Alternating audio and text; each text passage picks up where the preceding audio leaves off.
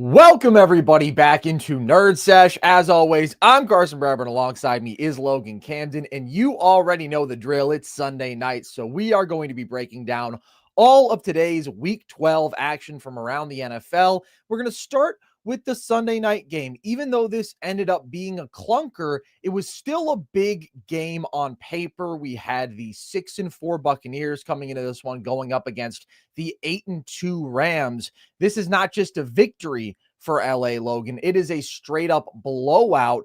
How much of a statement is this to you? And what does this say about the level of football the Rams are playing?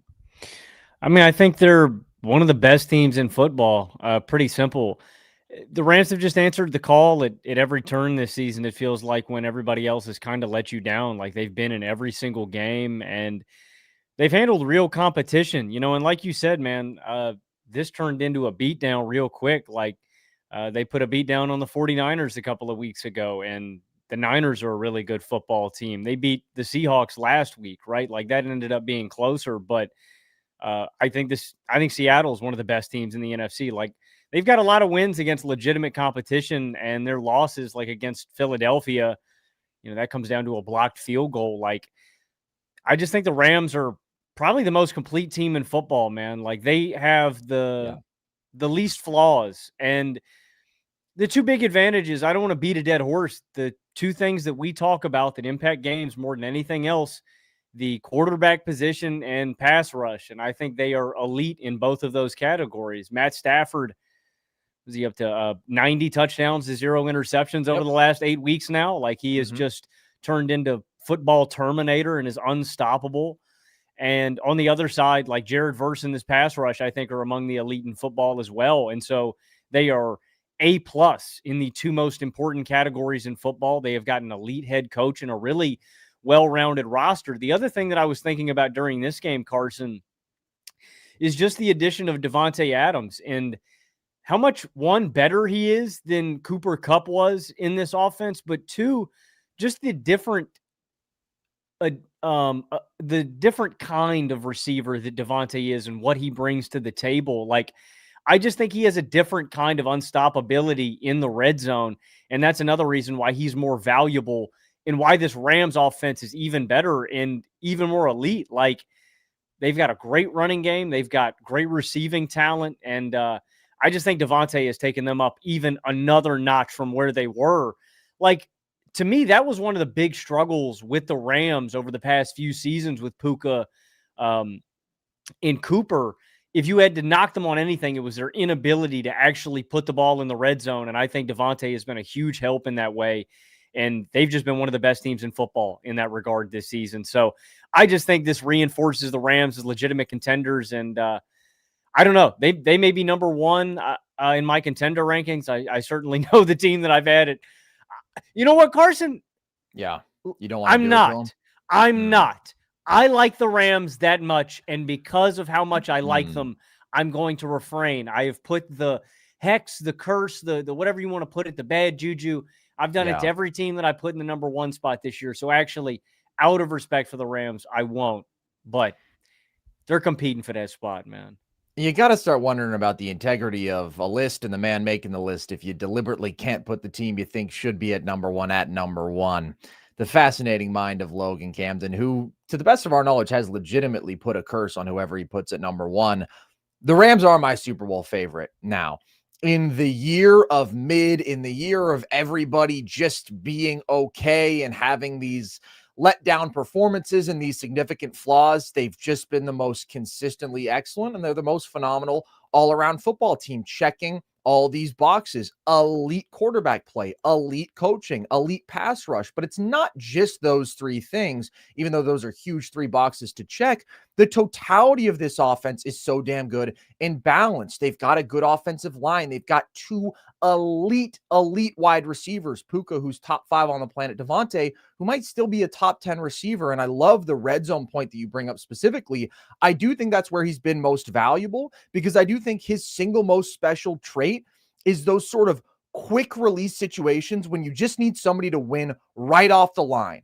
That's where he is so unstoppable. If it's a quick slant, if it's a fade, like we saw tonight, like he is able to win so quickly within 3 to 5 yards, and then you just get him the ball, and he's been money. And Stafford's ball placement is just phenomenal.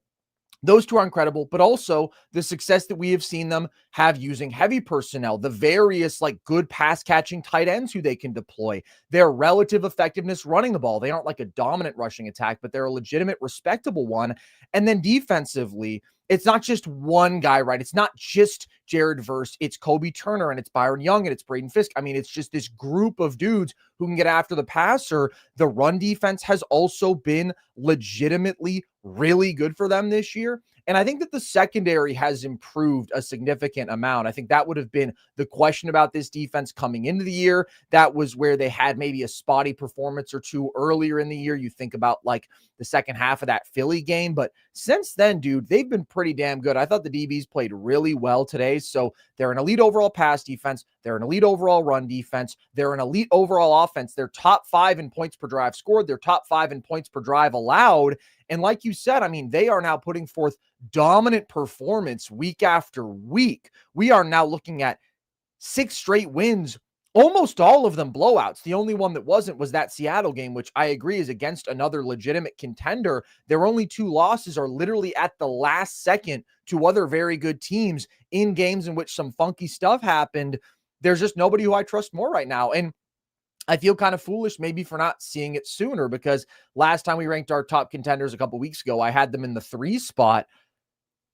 I think I just held out too long to acknowledging the team that ultimately is best set up to go through the playoff field, in my opinion. The team about whom I have easily the fewest questions, like the Chiefs, right? They get a good win today, but we've also seen a number of more underwhelming performances from them, more causes for concern on both sides of the ball. You can say that about every team in the NFL other than the Rams right now, who just feel like they're rolling, and I don't have a reason to think that that's going to stop. I think right now the Rams and Seahawks would probably be my 1 and 2 in my integrity list. Now, for nefarious purposes, I may put the Ravens number 1 just because, damn, I need some help, man. But I think they would be my top 2 teams right now. Are you worried? I agree. The secondary played well tonight. Are you worried at all about them losing Quentin Lake and what that does for them moving forward against some of the more elite, passing teams they may run into come playoff time? Am I concerned about the Rams secondary? Are you concerned with them missing Quentin Lake? He's probably not going to come back until the playoffs. Like, I do think that's a pretty important ding for their secondary. Like, I think they played well tonight, but how big is that loss for you for them moving forward? It is meaningful, but not enough so to knock them off of my top spot when I compare it to the concerns with everybody else. Like you, I really like Seattle, and yet I look at that team and I do worry more about what happens with Sam Darnold when teams are really able to pressure him and at times disguise coverages, simulated pressures, things that can kind of cause him to hold the ball a second longer. And we saw him under duress forcing the ball into some windows that he just shouldn't have tested last week. And that was a really, really bad performance against a great Rams defense. And then Seattle, even though they are like a team that runs the ball a ton, they don't run the ball well. And I do view the Rams as being a better version of this balanced offense where they can run the ball, they can go heavy, they're an elite passing attack. I think they actually run the ball better, and I do trust their quarterback a good bit more. Stafford, man, it's just the epitome of consistency right now. And I'm going to say this. I think the Rams are the best bet to win the Super Bowl right now. And a Matthew Stafford Super Bowl this year could maybe change NFL discourse for the better when it comes to understanding how many moving parts there really are when we talk about winning games, winning championships, and considering context when we evaluate all that stuff in relation to individual players. This is something we talk about a lot as being so frustrating, this quarterback attribution error, giving a guy often too much credit when his team wins, too much blame when his team loses, or just generally not understanding the situation properly. The reason I say a Stafford Super Bowl this year could be like not the solve to that, but maybe a real needle mover in that conversation is because Matt Stafford has always been elite. Like, you look at his last decade in Detroit, 2011 to 2020, his 17 game averages were 278 yards a game, 29 and a half touchdowns on the season. He was top 7 in touchdowns overall in that span and yards. Like, that's over a decade. He had a 5,000 yard, 40 touchdown season in 2011. The Lions averaged almost 24 points per game when he played. That would rank 12th in the league over that decade. And that's even as they consistently had these horrific run games. They averaged just 17 points a game when he was out. Small sample size, but that's a touchdown difference when your quarterback is on the field versus off it. But Detroit, again, had this horrific running back play. They had a bottom 5 defense overall in the decade, so they just didn't win a lot of games. Like, famously, he had never won a playoff game before he got to LA, and he was pretty much always underrated because of that. He was only even a Pro Bowler, Logan, as we talk about, one time in Detroit, even as he was putting up those super impressive top 7 numbers year after year, pretty much, that I'm talking about. He gets to the Rams at 33 years old. He's not suddenly getting way better at that age, but the perception of him changes so dramatically because with a great coach, with a very good defense, with an A-plus weapon like Cooper Kupp was at that time in 2021, just with good surroundings, while he's still playing at this elite level. He gave you almost 5,000 yards that year, 41 touchdowns. He was playing like a top 5 quarterback. He wins the Super Bowl in year 1 in LA. And now with the Rams, they've been in the playoffs every year that he's been healthy. And this year, he's got a chance to win another Super Bowl as he's on pace to break the touchdown interception ratio for a season, having this MVP caliber year at 37 years old.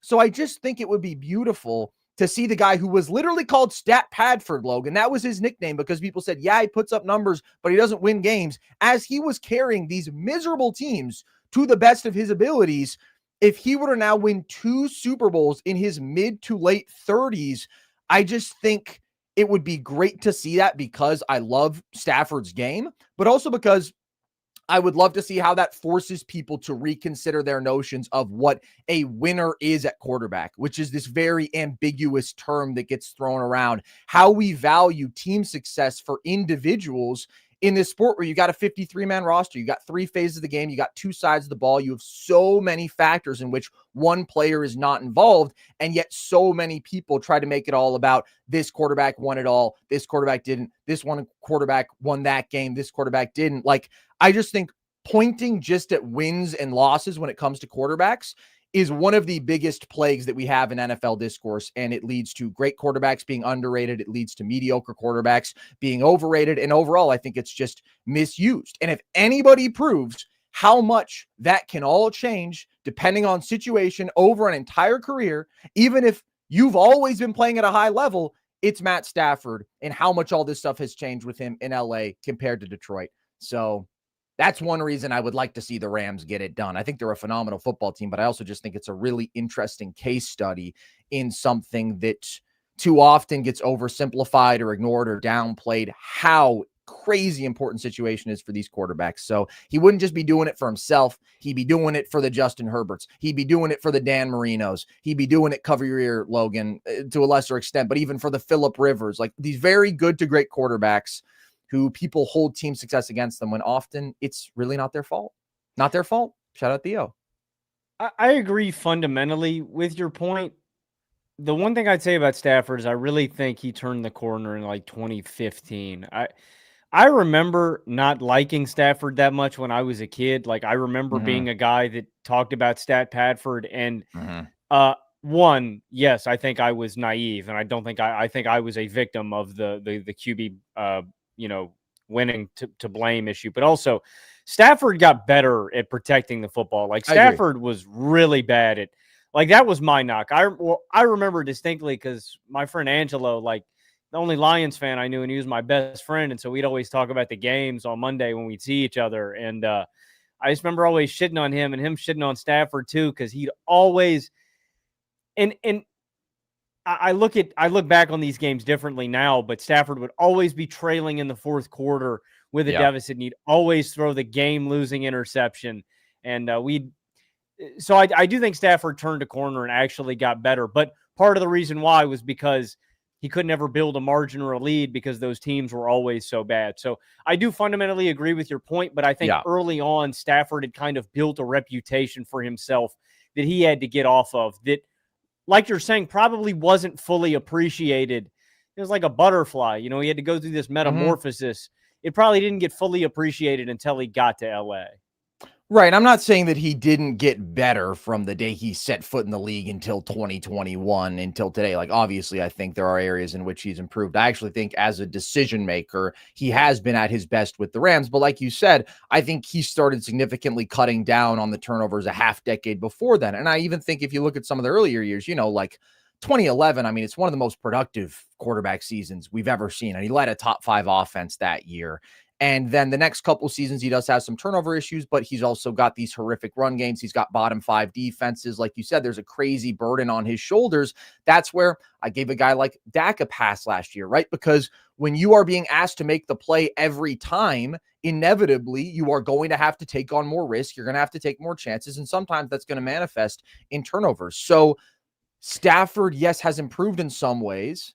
I also think that he's lost some things in terms of athleticism. I think his arm is still outstanding. I don't think that it is what it was at its peak, though. I mean, this guy is one of the craziest arms in NFL history. He's got this incredible ability to make throws off platform, crazy arm angles, not just pop, zip, which is absurd, but elite accuracy. His ability to manipulate defenses with his eyes, his processing, like in so many ways, he is the ideal quarterback without being a great mover. And I just think he's been that for longer than he's gotten credit for, like by a wide margin. So I'm rooting for Matt Stafford always. I think he's the best quarterback who has ever died, as we've talked about before. And that's something I'm going to be watching as somebody who is a big truther on the whole idea of understand the context of all of these guys. Quarterback discourse, it's tricky. I get it. There's a lot of things to consider, but I think one of the biggest ways to miss the mark is by overvaluing just like straight up quarterback wins, quarterback losses. That's how we get Jimmy G's top 5 conversations, and this stuff still recurs. And again, on the other side of the spectrum, it's how you have a guy like Matt Stafford getting slept on. But those Rams, man, they are so damn impressive. And Stafford, I think at this point, with him still playing at this level at this age, probably like a top 15 quarterback of the Super Bowl era, Logan. I was just thinking about it. I'm going to read off some names. You tell me when to stop. Brady, Mahomes, Peyton, Montana, Breeze, Rodgers, Young, Marino, Favre, Elway, Ben. All those guys are above Stafford, right? I don't know that anyone else is. Go back. Yeah. Brady, Mahomes, Peyton, Montana, Breeze, Rodgers, Young, Marino, Favre, Elway, Ben, Roethlisberger.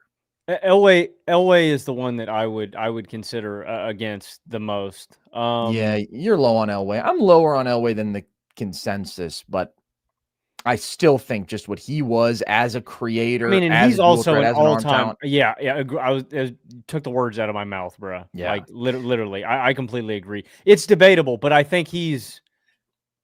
I don't. It's not like he doesn't belong. Matt Stafford is wholeheartedly right there with those guys, and I would debate Elway. I would debate Elway and Ben. I would hear an argument against both of them. I agree with you on Ben. I do.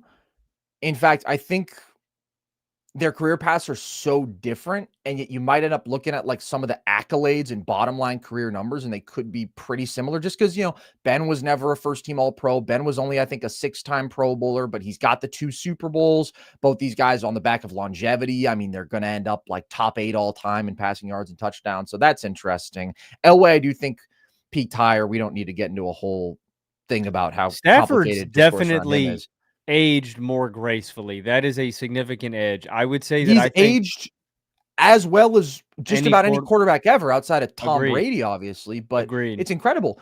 He could do almost Aaron Rodgers in terms of winning MVP now in his late 30s. Rodgers did it back to back, but it's insane the level he's playing at this age. So I was thinking about everybody else. Like I would take him over, cover your ears, Logan, for both these guys. Russ or Rivers on the Logan Camden hate list. I would take him over those Warner. Aren't particularly those. Oh no, I couldn't do. You don't think just the totality, just the number of quality seasons? Warner, the peak I would take, right? Man. 99 to 01.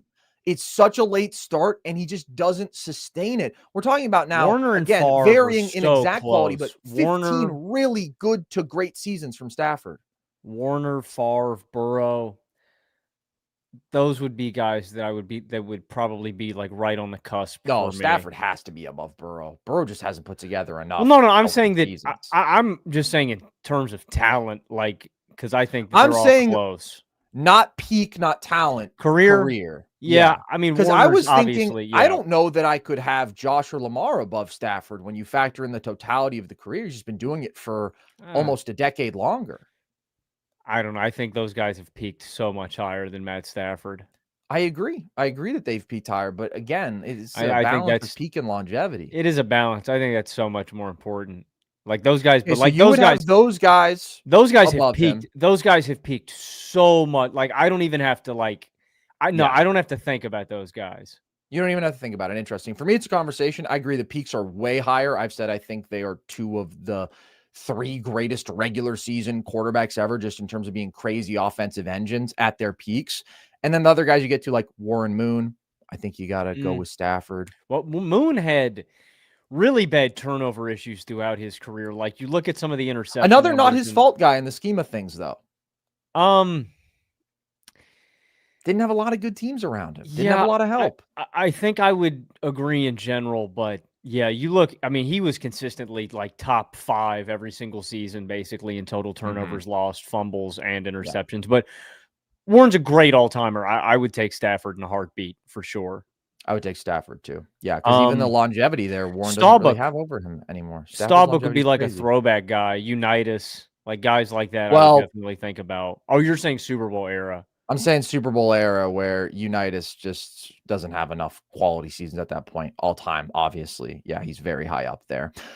Enough Stafford glaze, Logan. Where are you at with your darling boy Baker, who leaves this game concerningly with injury, and the Tampa Bay Buccaneers, who are now sitting 6-5, tied with the Carolina Panthers for the lead of the division? How concerned are you? I think they're fool's gold. I just don't think the Bucs are going to do anything. Are they gold at all? Are they glimmering? Are they shining? Not really. The whole NFC South is just kind of poop, doo-doo, stink, nasty, well gross. Said. Why they pay you the big bucks? Yep. Thanks, man. You get fecal with it. The NFC South is just so atrocious and putrid and sad. And that's what you meant by that. Yeah. Got it. Hey, the metaphor went over my head. Anyways, yeah, I just think that the Buccaneers are thoroughly mediocre. I think they are a very average football team at this point. Like, the defense really hasn't panned out in the way that I had hoped for at all throughout this year. And what I mean by that is mostly just the secondary. And they've had injuries on both sides of the ball. Kalijah Kancey, I was hoping, was going to be an important part of this team and really take a leap this season. He's been out basically the entire year.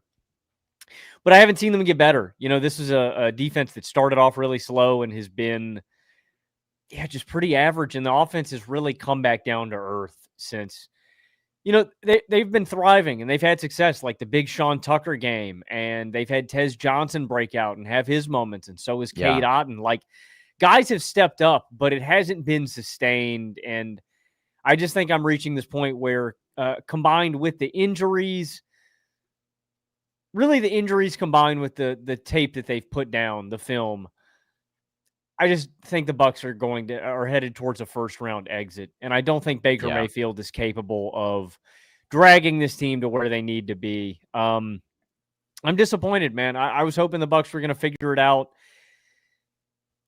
I don't think the Panthers really have a chance at winning this division, but I don't know, man. I honestly, if Baker is out for a while, I wouldn't be surprised. Like, the NFC South is just a wild card. I could see it happening. And for Matt Sponauer's sake, I might root for it if Baker's out.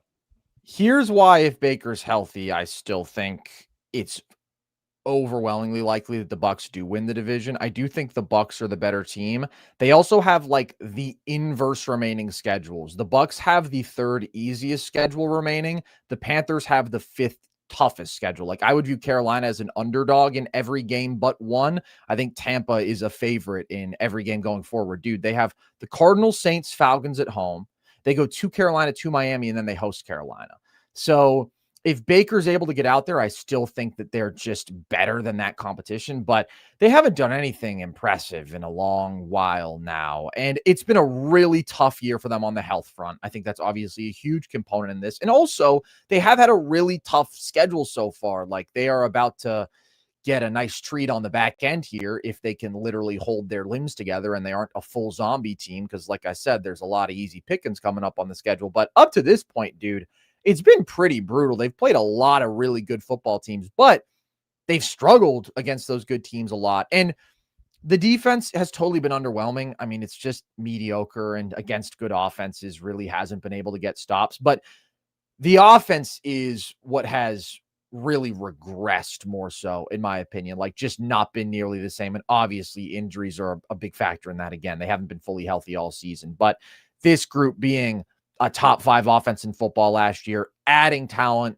in Ibuka. Again, they haven't had the talent all available, but the run game just hasn't been the same. The passing efficiency hasn't been the same. Everything has just been a lot harder for them. I do still think they're going to win the division. And look, if you do that, you've got a chance. You host a playoff game, things are open, but no, they don't look like a team that should be inspiring fear in anybody or making anybody think that they're set up to make a run. And this Baker thing is huge because shout out to Teddy, but this guy was just coaching high school football a couple months ago. He's not exactly a top of the line backup ready to just come right in and keep things sailing smoothly when things already were not smoothly sailing. So that's going to be the big thing to watch here with Tampa. We don't have an update on that. Obviously, he was in pain. I don't think Baker Mayfield is leaving the game unless it's significant. Now, to be fair, it was 31-7 at the time, so maybe that changes things a bit, but clearly bothering him and a huge determining factor in the race for the NFC shit. Let's talk about a huge matchup in the AFC, Logan.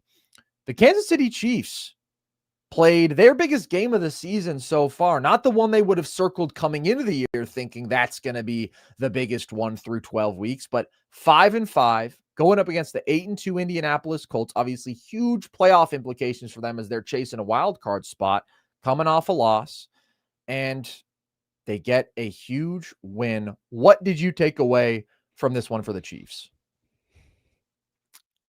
I mean, they just survived. Like they really just eked this one out. The one thing I have to give Kansas City props for in this one is it really felt like they flipped a switch. And that's a cliche, but Kansas City is a team that has always played really, really well with their backs against the wall. And that's been a real difference this season. In one-score games and big moments, they have not. They have crumbled. And this spot, they didn't really have a choice. They can't lose. They need to win out. They don't have any margin baked in. Like, they have to win as many close games as possible. And against a team like Indianapolis, you just can't afford it. Like, the beginning of this game, I thought Kansas City was going to lose. Like, Mahomes throws an interception inside his own 10. It leads to a Michael Pittman TD. The rest of the first half, Indianapolis holds up incredibly well. Kansas City gets into the red zone 3 different times. They hold them to field goals on every single one of those possessions.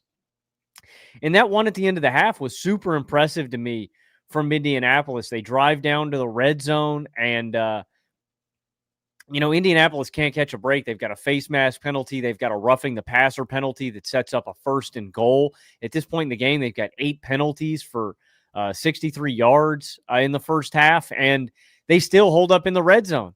In the second half, Kansas City fumbles the ball in the red zone, recovered by Indianapolis. Like, everything that went right for Indianapolis that needed to in this game did, and they still couldn't come away with it. They get outgained by 240 yards. Kansas City runs 40 more plays of offense than Indianapolis in this one. And to me, it was really 2 big things. It was the fact that Spags ratcheted up the situational pressure, or 3 things, excuse me. Spags ratcheting up the situational pressure was huge to me. That's how you pop Daniel Jones. That's how you rattle him. And every big third down, every big spot, they brought guys, and Daniel Jones couldn't hold up. They slowed Jonathan Taylor down and tried to make this Colts offense one-dimensional. That's what Pittsburgh did. It is how you beat this Colts team. And then when they got to overtime, Patrick Mahomes just made plays. Rice and Worthy were just there, and their receivers are better than Indianapolis's, and Kansas City's quarterback is way better than the Colts. So they survived this one. Like, that is what I would be encouraged about if I was Kansas City. They have not looked good in these big moments this year. I'm not saying they have turned a corner or they are a completely different team, but they executed today, and Pat got his head out of his ass and did what he Yeah. needed to do. But they looked really flat for a lot of this game, man. Like, I thought Indianapolis was going to take this one pretty convincingly, but Kansas City ended up turning it around in a pretty big way, man. They got their act together. The most significant thing is that they won the football game. That's where the Chiefs season is at. We're not in a position where it's like, prove something to us, show us who you are. Like, we know what they have been capable of year after year in recent memory.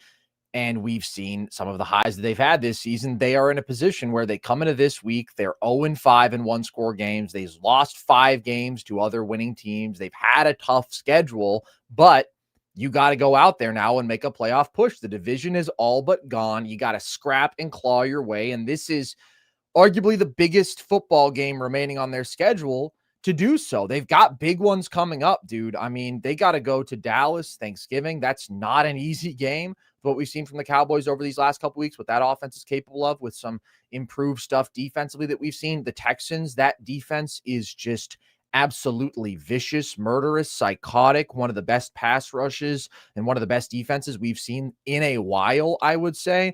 Chargers, it's never an easy draw, as decimated as they are by injury.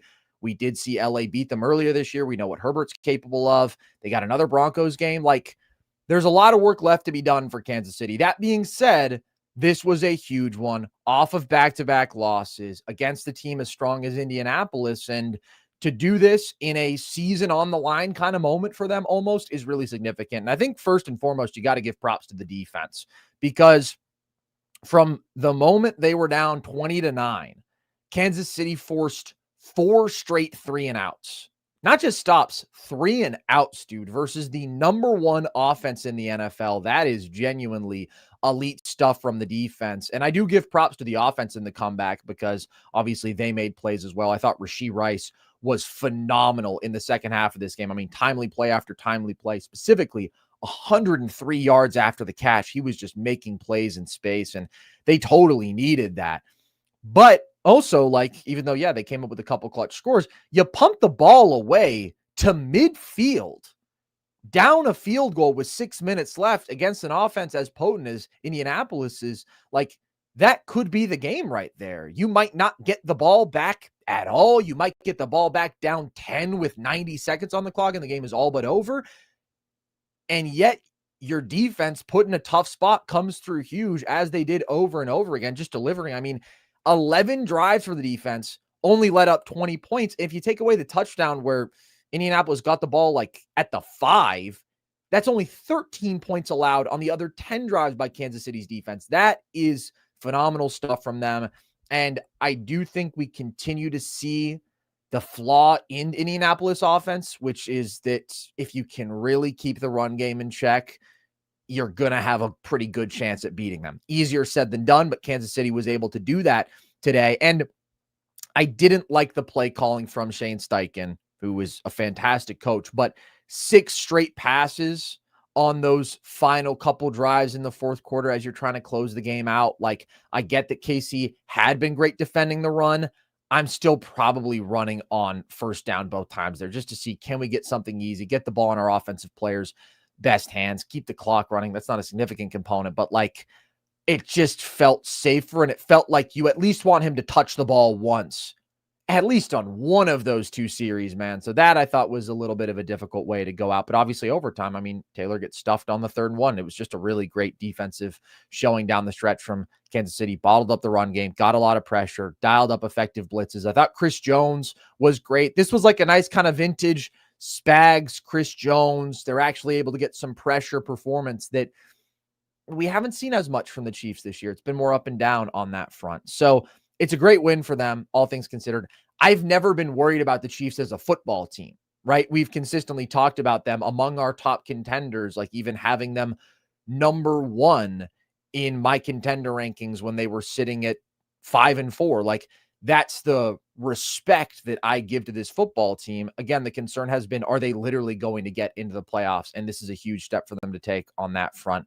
For the Colts, I don't think that we learn much from this game. Like, let one slip away. That's unfortunate here. You mentioned the things went right for them that needed to, outside of them actually playing a good football game, which they didn't really. They got a couple lucky turnovers, but I mean, they were dominated in terms of plays ran. And like, again, they couldn't get that final good drive going when they needed to. And I think that it comes down to the same factor that I just mentioned. Like, it's always a little tricky when you do like a run game to win stat correlation, because oftentimes when teams are winning football games, if they're winning convincingly, especially, they'll turn to the run game more, right? Grind clock down the stretch, it's safer, whatever. So there's always going to be some correlation there. However, this is a pretty stark difference, and it very much matches up with the eye test and the defensive game plans we've seen executed well. If it was by your Steelers, Logan, in wins this year, Jonathan Taylor has averaged 128 yards per game on 6.4 yards per carry. So he's got this crazy production, crazy efficiency. In losses, 59.7 yards per game, 3.8 yards per carry. So it's not just the volume that's being cut in half, right? That could be a game plan thing. We're running the ball more because we're up. The efficiency is also almost being cut in half. And so that's the key that we've seen. And that's the concern for the Colts. I think they're really good. And again, it's not that everybody can go out there and stop the run, because for the most part, this run game has been dominant, even though people know that's their greatest strength. But the book is out on them in the sense that we know what our top priority needs to be. And if we can do that, we're feeling good about our game plan and our chances.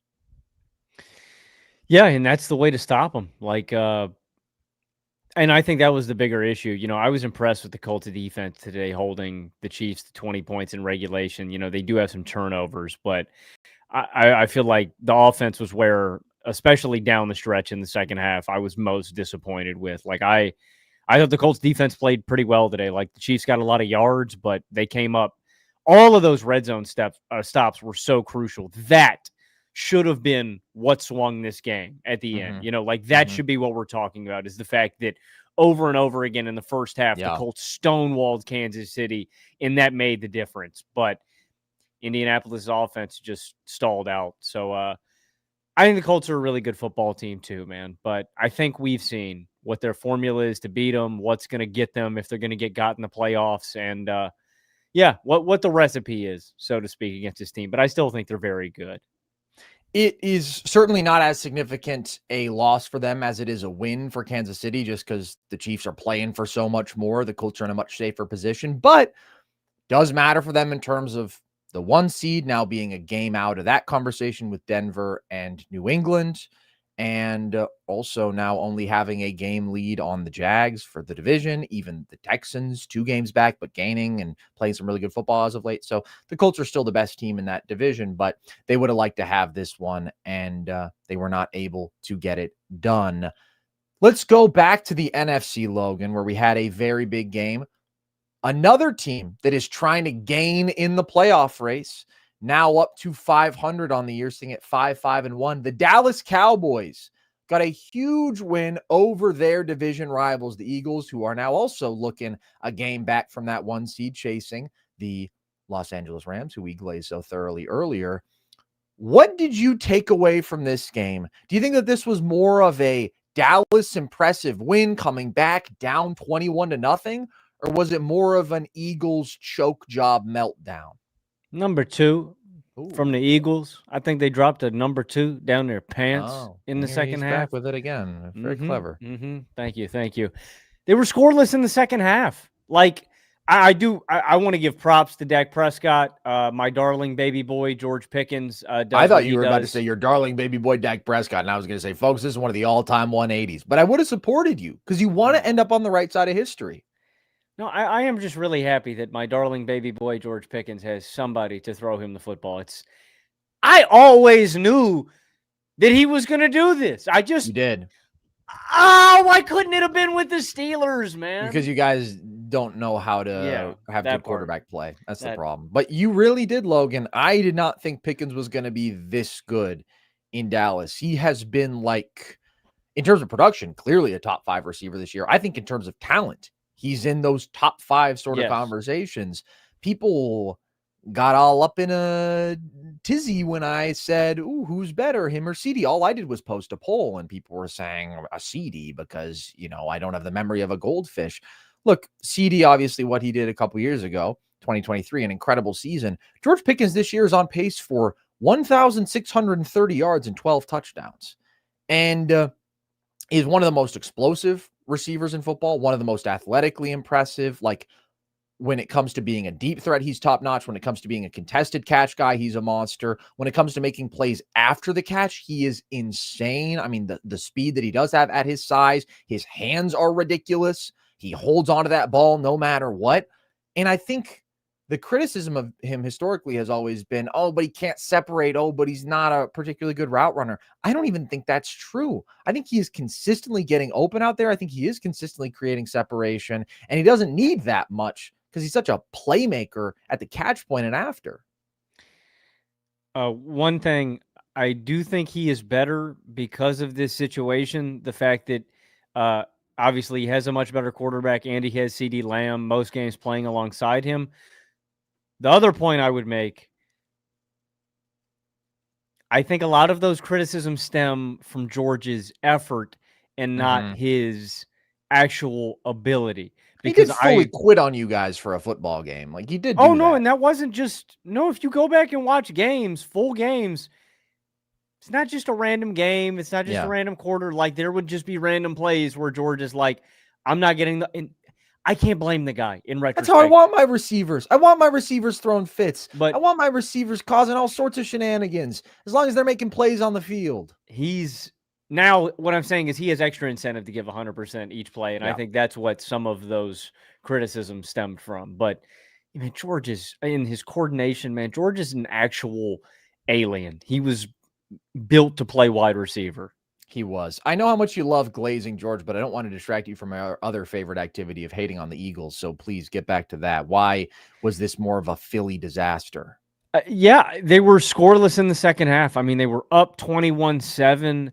The Cowboys, I think, played a horrendous first half of football. You have a Dak Prescott interception. You have a Cavante Turpin fumble where he just falls down. Dallas did a lot for them to build in some margin, but in the second half, they have 4 punts, 2 fumbles lost, a missed field goal, 108 total yards, and 3.6 yards per play. And my bigger issue is not that Philadelphia just didn't move the ball and their offense was abysmal.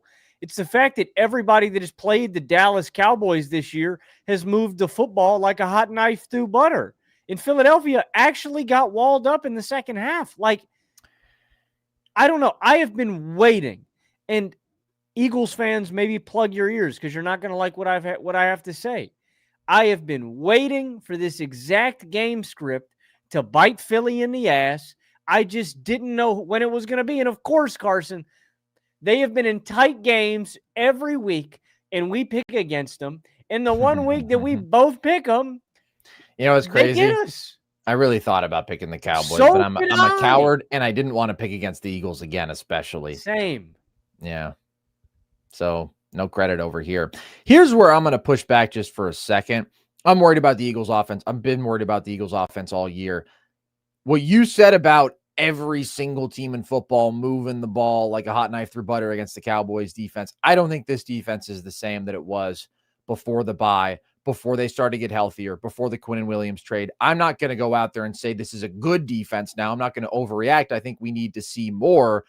But clearly, to me, the last 2 weeks are the most impressive defensive football that they've played all year. Like, I think Quinn and Williams is legitimately a monster, getting overshown back out there. Like, they've gotten more pressure. The run defense has been good.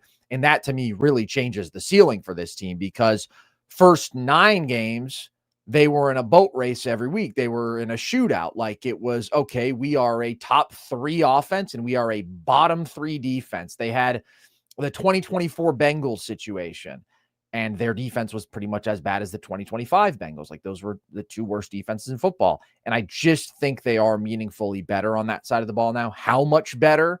I don't know that we can definitively say yet, but they are better, and that makes them a better, scarier football team overall. So that doesn't excuse Philly's offense totally flaming out and stagnating like they did. I mean, they went scoreless on their final 7 drives. That's crazy.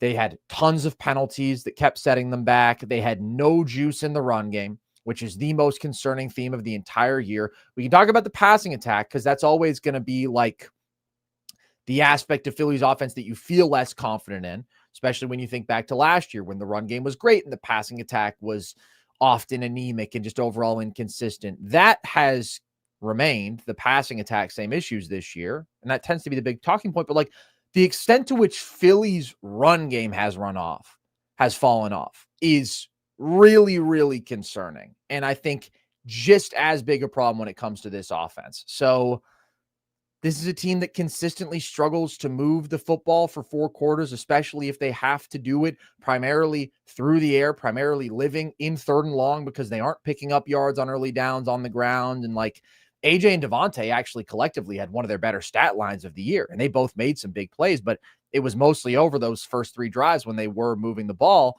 And then there was nothing from that point forward. They got shut out, and it just happens way too much. And this is the thing again. Everybody's got their stinkers this year, except for the Rams. Everybody's got their significant concerns this year, except for the Rams. That applies to Philly as it applies to a number of other teams. But this specific offensive issue, some people want to downplay it like it doesn't exist. Like you're saying, you win a football game by 1 score. You beat the Packers, scoring 10. You beat the Lions, scoring 16. And it's so impressive. Their defense was insane in those 2 games. And that's why the bar for their offense was lowered so much. But nevertheless, not every week is the same. Not every game script is the same. And you can't win purely off of defense week after week. There's going to come a point where a team like Dallas is going to be good enough to put up 24 points, or you're going to fumble a couple of things on the margins. Like it's been so important to Philly's game plan that they never turn the ball over because their offense has no boom. It has no pop. It's just like low risk, low reward, but we trust our defense enough. And then when you have like a Saquon fumble like they had, when you have a special teams punt return fumble, when you have a missed field goal, and by the way, I didn't like them kicking from 56 there. 4th and 5, I would have liked to see them go just because that's a really dicey proposition to me, Jake Elliott from 56 yards there. But whatever, some of those little things going against them, they don't have the margin because they're not moving the ball throughout the entirety of the game, and this is what can happen. Well, I mean, and they got lucky earlier in this game when the refs gifted them a first down basically on that blocked punt where that Eagles guy comes around and they blow the call because they don't realize that he made contact with the football. And one, I thought the roughing the punter penalty was pretty weak as is, like without him making contact with the football. And then you add in that because he hit the football, it shouldn't have been roughing the punter at all. Like, and then they scored a TD on that drive. Like, so that, right. And just to pour a little salt into the wound. And by the way, I actually think this was the correct call, but later the Cowboys thought they were going to get a roughing the kicker call, and it was a running into the kicker, which didn't get them the first down because it's only 5 yards compared to 15. And again, I do think it was correct. I don't think it was roughing the kicker in that instance, but probably wouldn't have been the worst spot for a makeup call if there ever were to be one, because I completely agree. They just missed the deflection, and it was a subtle deflection. It was subtle but tasteful, but that ball was hit, and so that should have negated any roughing the kicker penalty there. So Philly, you're concerned. I don't know what to do with Philly, man. I never know what to do with Philly. I'll say this. If we're holding them up against a team like the Rams, if we're even holding them up against a team like the Seahawks, dude, those are elite defenses, like Philly's has been in recent weeks. I like both of them more than Philly. And their offenses just have way more pop. I mean, we are talking about teams that are lapping them in the passing game, which to me is more significant. I'd rather have a great passing attack than a great rushing attack if I have to choose between the two. And they've just been able to move the ball a lot more. They just put up points on teams week after week, and Philly is not able to do that. Philly comes into this game 26th in yards per drive, 22nd in points per drive. Bad offensive numbers. And you hold out hope because you say they've got talent, but the talent isn't leading to results on that side of the ball week after week. So again, I'm not ringing some alarm bell here. I don't even think we learned anything. I think the inevitable just happened. You're not going to win week after week when your offense isn't good. And at some point, this offense has to kick into gear if they want to win the Super Bowl. Because even though they've got a lot of similar personnel to last year, and they won the Super Bowl last year with a defense-first roster, that defense was amazing. It sets a really high bar, and their offense did snap into form. Those last 2 playoff games, they were putting up points. They were hitting explosives. This team just hasn't replicated that for any remotely extended stretch this year. So I can't say that it can't happen, but there are absolutely teams whose formulas I'm just more confident in because they're actually doing this stuff week after week. In Philly, it's just like, well, maybe they could do it, but they're not. And I don't like that. I don't love banking on that week after week. So that's the reality of the experience with them right now. I am looking at Dallas as a really interesting team, though, because they may have dug too deep a hole to actually make the playoffs. This Niners-Panthers game tomorrow is going to be big for them in terms of ramifications because they're sitting behind the Niners at 7-4. They're chasing that spot. That's not going to be super easy for them to make up. But I do think that they're scary. Like Dakota Prescott, Logan, my beloved, he's just so damn good. He is so gutsy as a pocket passer. He's so accurate. And the numbers that he's putting up, 267 yards per game, second in the NFL. 23 passing touchdowns, that's tied second. 103 passer rating, along with George Pickens, who is second in receiving yards per game, third in touchdowns. He's got 11.5 yards per target. That is second among all players with 50-plus targets. Like, the work that those two have done carrying what has been consistently a top 5 offense is so damn impressive. I am so moved by both of them, and I wouldn't want to see them. I wouldn't want to see them now that they have shown that they can get stops. Again, it's not that, I'm so scared of the Dallas defense now. It's they went from ineptitude defensively to competence. And when you go from ineptitude to competence and you've got a team that can hang points on anybody and can put up points with the best of them, it's not a team I want to run into down the stretch of this season. I agree with your fundamental point on Dallas. I wouldn't want to run into them just because Dak and Pickens and CD and how explosive this offense can be is a really potent, dangerous formula. The defense doesn't scare me at all, though. I'm still not scared. I get that they've gotten healthier. I get that they traded for some guys at the deadline. I am just not moved at all. Like, they got marched on in the first half in Philly. Like, A.J. Brown was easily winning one-on-one. Like, in a rematch between these two teams, I think I still would take Philadelphia. Like, I don't feel differently than that. But no, I think Philly's better than them, but I do still think Philly's really good, even with the concerns and the flaws that we point at. I'm just not. The secondary has certainly not been fixed for Dallas, but I think the front seven has gotten significantly better now with the health and the additions.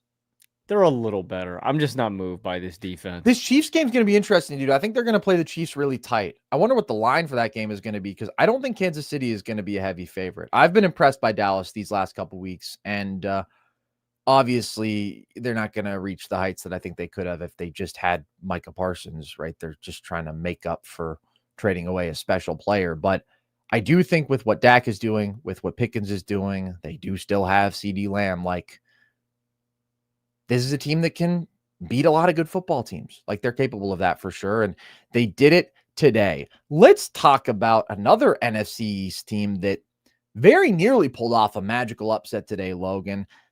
The Giants lose to the Detroit Lions in overtime, but this was one of the most fun games of the day. What did you take away from this one? You know, even though the Lions get this win against New York, I'm a little nervous about New York about Detroit and what they put on film. Specifically just the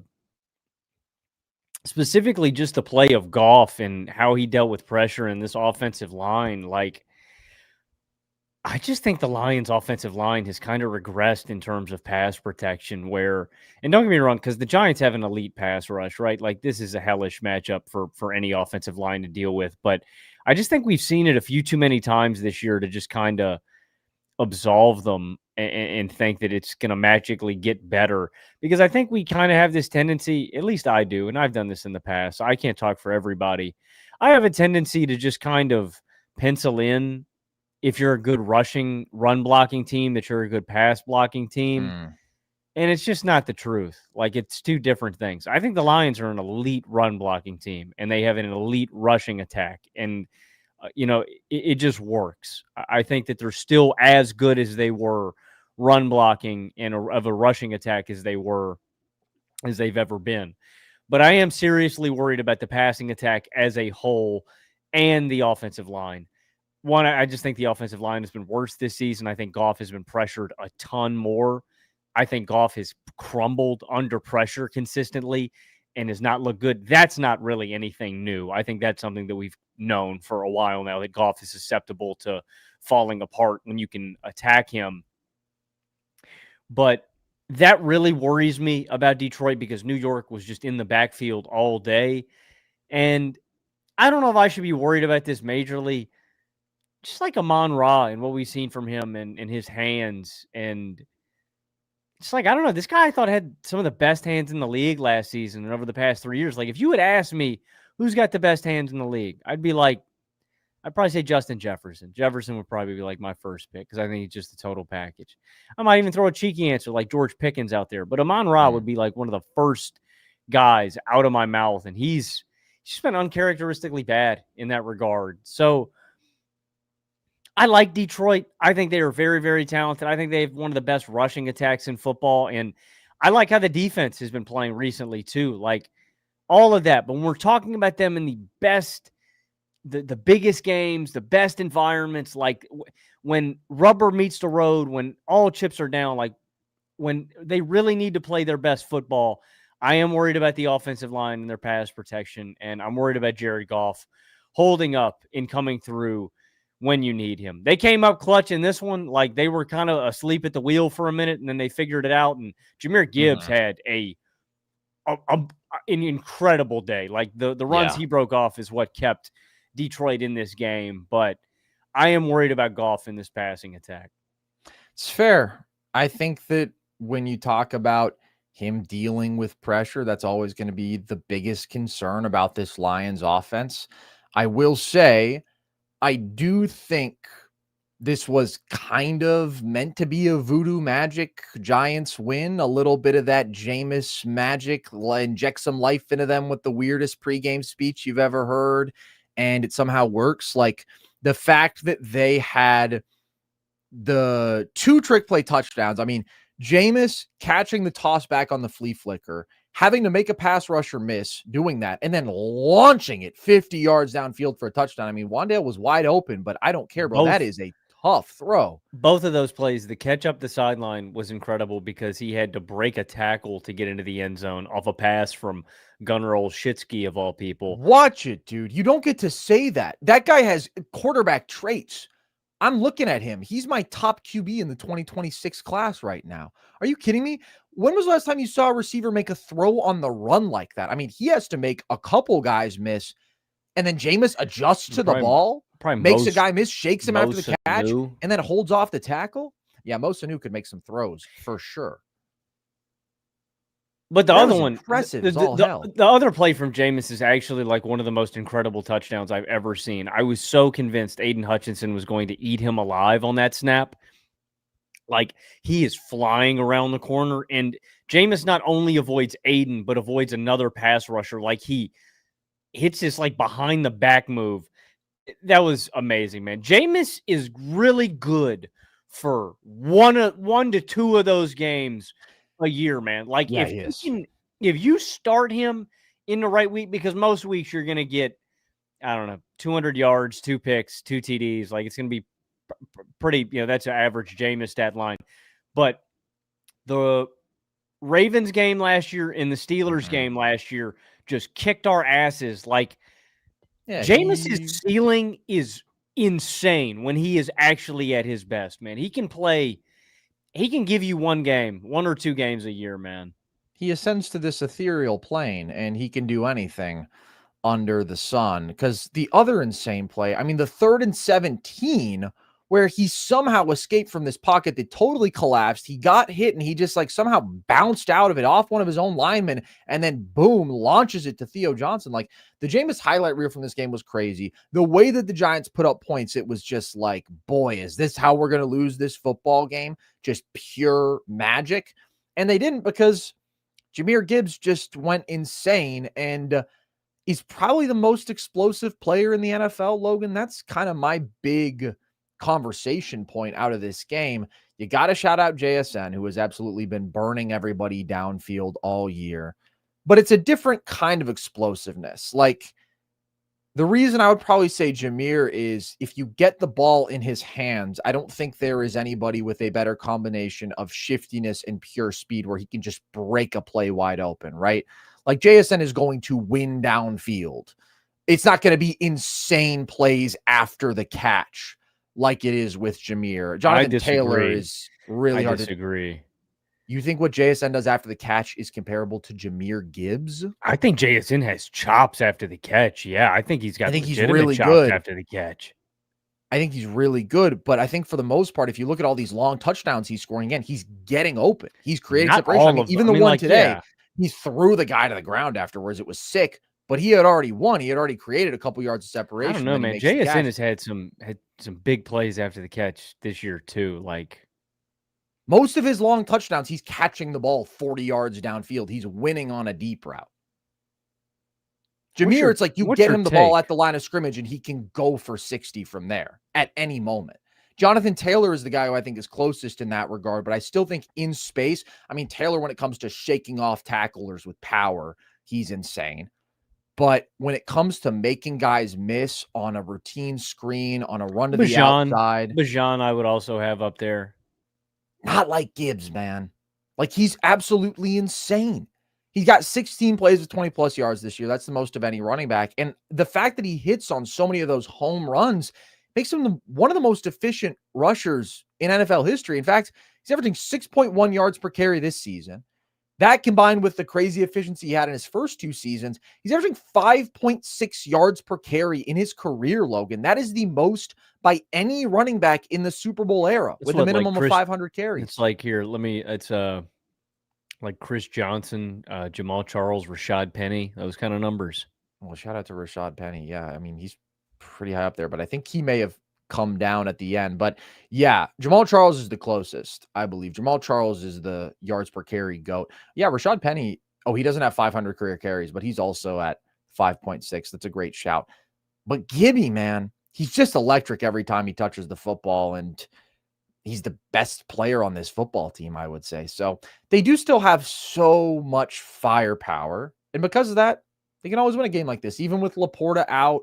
Like Amon-Ra, I understand your point about his hands, but he did have 150 yards and a touchdown in this game. We know that J-Mo once every 2 weeks is good for a crazy explosive. Like, I'm not going to take away too much about the Lions from this game because I think, it was too close for comfort, but they escaped on the back of one of their superstar players making superstar plays. Even their other superstar player, right? Aiden Hutchinson ends this game with a sack. Like, it hasn't been as good week after week as it was over the last couple years for Detroit, maybe, but they've got huge impact players who can make huge impact plays, and they can get out of a game like this on that when a lot of other teams can't. I want to talk about possibly the most discussed game you will ever have between two teams that entered this game with 2 wins on the season. Let's get to Shedeur. Logan comes out with a win in his first career start over the Raiders.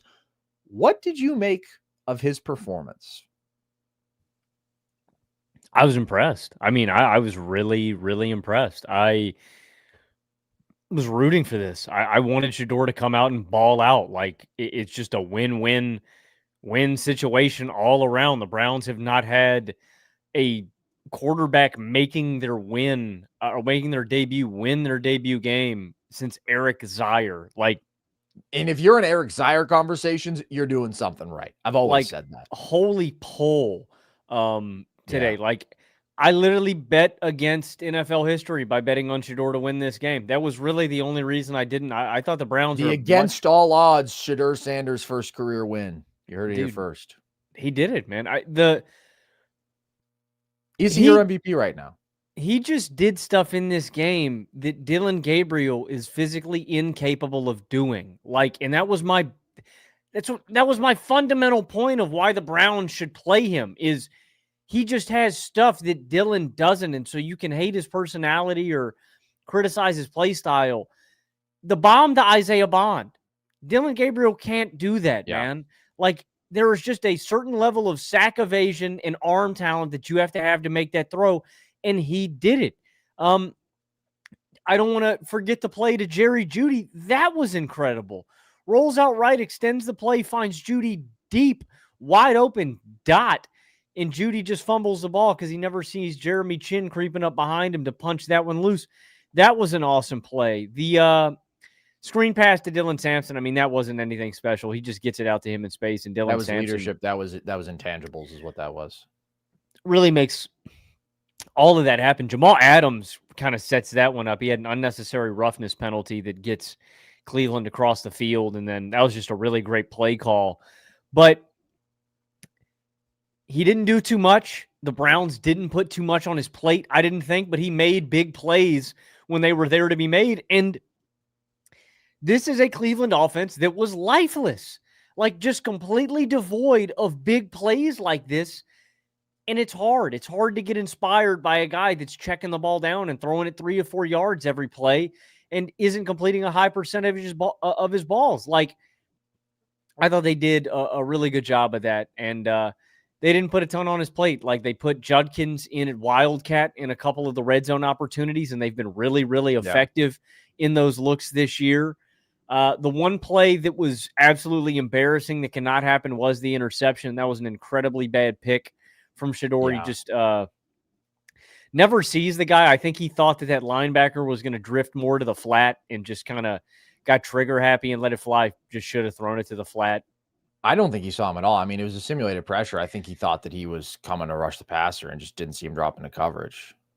Yeah, I think that's a possibility too. And so that play was really ugly, but like I said, man, considering what Dillon Gabriel has been giving you, I'm not saying that Shedeur is going to be the future. I want that for him. I want him to be that. I think this was a really encouraging game for him, but he's way better than Dillon Gabriel. He is actually capable of creating and making big plays happen. He has, because I've had to talk my boy Mark into this because he just wants to hold on and think that Dillon Gabriel is the guy. You got to let go, Mark. And I just told him, I'm like, dude, Dillon could be a backup. Dillon Gabriel could be a backup in this league, and that's okay. Shedeur has NFL starter caliber tools, and you just can't teach things like that. So I'm excited for Shedeur, man. And it's against the Raiders, so, take it with a grain of salt. But I'm excited, man. I'm fired up for Cleveland fans, and I'm just hyped. I didn't want Shedeur to come out here and have a shitty game and have to go on Twitter and just see people dunking on him and making fun of him, man. This is an encouraging debut. I thought it was a decent first start. I'm maybe not as high on it as you were, but I do think that he gives them a better chance to win than Dillon Gabriel. Like you said, there's just a couple of plays that he made that Dillon Gabriel, who does not do anything at an average level, like we've talked about. I mean, not only is he so physically limited, he's not even accurate. Like, he was just a pure kind of stopgap, I guess, keep Shedeur off the field. We'd rather have dependably bad than maybe good, but maybe disaster on a play-to-play basis. That was the argument. That swing with Shedeur. That was the argument that Mark was trying to make for me. And I was like, yeah, that's that not doesn't move me, man. Exactly. I mean, you can't win football games with dependably bad quarterback play. I'd rather at least have the upside of Shedeur hitting a bomb on the run like he did. Like, that was a legit throw. Obviously, there were still a lot of screens in the game plan. Like, they definitely made a very concerted effort to get the ball out of his hands quickly, which makes sense. I think that's a good game plan, considering when Shedeur holds onto the ball for a long time.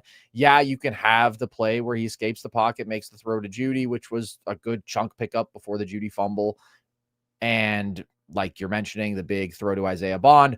But also, Shedeur has a sack problem. He takes really, really bad sacks. And so you want to limit the negatives there. I think that was clearly an issue in his first appearance last week. But he only took the one sack in this game. It was more efficient because of that. I believe 15 of his 20 throws were inside 5 to 6 yards. So again, keeping a lot at around behind the line of scrimmage. But that makes sense to me to do with Shedeur. Again, it's not that, like, because he's more talented than Dillon Gabriel, you're supposed to just hand him the keys to the offense and say, go. Like, Shedeur is still going to be one of the worst starting quarterbacks in football this year, but he's more talented than Dillon Gabriel. And I'd like to see him out there, especially because, like, we're at this point in the season for the Browns where it's like, fuck it, let's mix stuff up. Clearly what we were doing wasn't working. Let's try the other guy who is more talented. The Wildcat usage was interesting to me, Logan. I mean, it worked.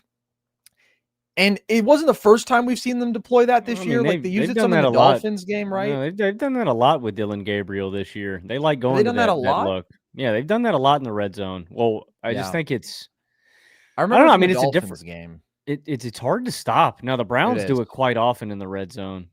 Yeah, it's effective. I mean, obviously, there's an implication of not having a lot of faith in the quarterback there that I think some people will certainly read into, but it was super effective. I mean, at the end of the day, Judkins is their best offensive player getting the ball in his hands. Like, that's fine by me. So a solid first start from Shedeur.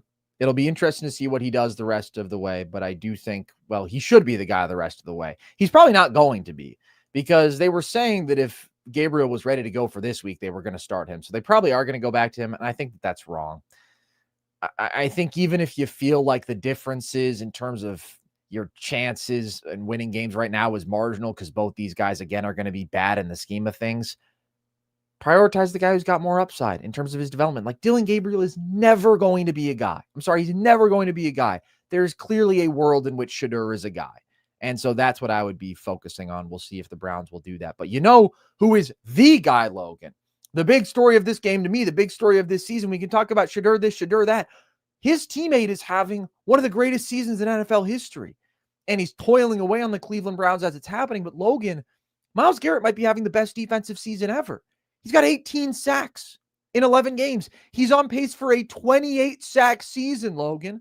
28 sacks. He's got 26 tackles for loss. He's on pace for a 40 TFL season. That would break J.J. Watt's record. Like, I'm just blown away every single week by this guy, even though, yeah, you know, he's eaten some shitty offensive lines alive. Like this week, the Raiders, their offensive line is an abomination. But the fact that he had a 5-sack game against the Patriots, that he had a 4-sack game just last week against the Ravens, and now he does this, that's 3 of his last 4 football games. He has had 3 or more sacks. I don't know if there's ever been a stretch like that in NFL history. I'd be curious to find out, honestly, but it just feels like we might be watching like a top 5 football player of all time.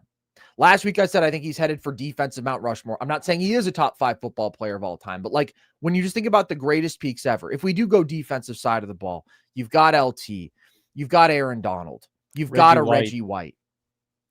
Ray Lewis will come up, right? But it's like, I think Myles Garrett is even more impactful than peak Ray Lewis just by the nature of the position, him being an edge rusher. Like, and if you think about the greatest players of all time, you know, you get a Jerry Rice in there, you get a Jim Brown at his absolute best. Obviously, you get Brady, Mahomes, like shout out Anthony Munoz, right? There's a lot of great players. I just think Myles Garrett is actually in that tier 1 all time. I think the gap between him and every other defensive player is pretty big.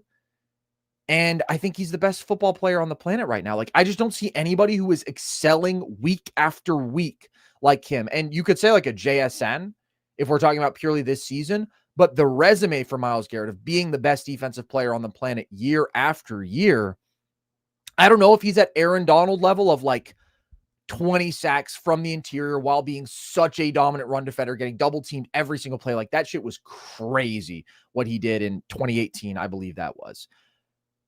But man, if this guy were on a decent football team, I just think we'd be talking about him more every single week because he is the most dominant player in the game right now.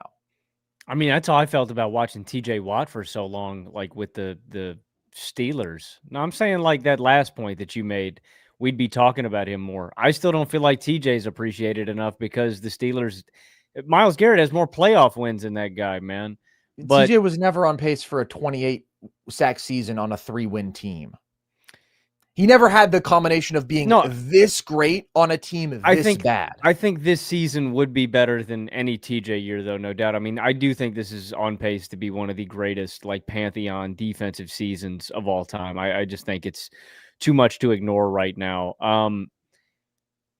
He is going to break the record. The record's 22.5 officially with 01 Strahan and 21 TJ Watt unofficially. I would say the 2011 Jared Allen also has this many sacks or maybe more. I think Jared Allen in 2011 and 2021 TJ Watt got hoed. I think they both broke, or at least I think TJ broke it. I think Allen either tied it or broke it. Yeah, do not. He's going to come and strangle me. But he's going to go and cry is actually what he's going to do. Yeah, I think Myles Garrett is having one of those seasons. He is number 2 in sacks per game, just behind 1997 Reggie White, who had 21 sacks in 12 games. He's right ahead of 2021 TJ Watt, who had 22.5 in 15 games. He's number 2 in tackles for loss per game, just behind 2012 JJ Watt. I mean, like, and those are the guys to me. Like, if I was making like a top 10, I mean, you mentioned them, but it's like, it's Lawrence Taylor, it's Reggie White, it's JJ Watt. it's Myles Garrett, and Aaron Donald, and then I would say TJ Watt. And like that is and Ray Lewis, but that is like the tier one. And I think there are maybe some defensive backs, but like I would probably go Ray Lewis and then like Deion Sanders and other defensive players, just because I do think there's a positional value difference in guys who go and get the pass rusher. And I think that's the most important position in football. So maybe I would put a gap, but this season is an all-timer, man. It is historic. I think he's going to break the record. I not only think he's going to break the record, like I think he is just going to absolutely shatter it. I think he could destroy it. And yes, man, I mean, he is eating people alive on a daily basis. He is unstoppable. Right now, I saw a stat. If you took just Miles' last 3 weeks, I think he would still lead the NFL in sacks or something ridiculous like that. Or if you took his last 4 weeks or whatever it is. But he's unreal, man. And this is his coup de grace, man. This is his best season ever. I thought he was the best defensive player and you could say best player in football last year. That guy has gotten even better.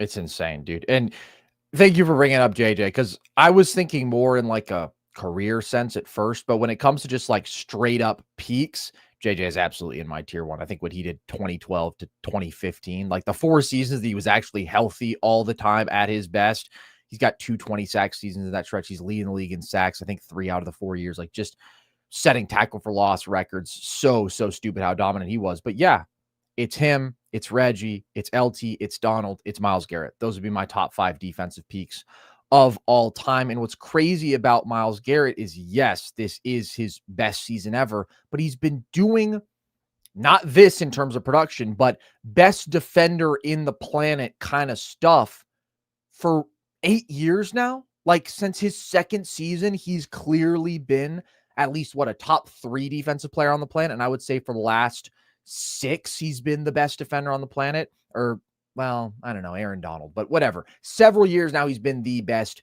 To have a stretch this long where he is this dominant is not a given. He's been the best in NFL history. He's been the best concretely for 2 years. And then I think that mantle has been, him, TJ's or Aaron's, debatable for the past, 3 or 4.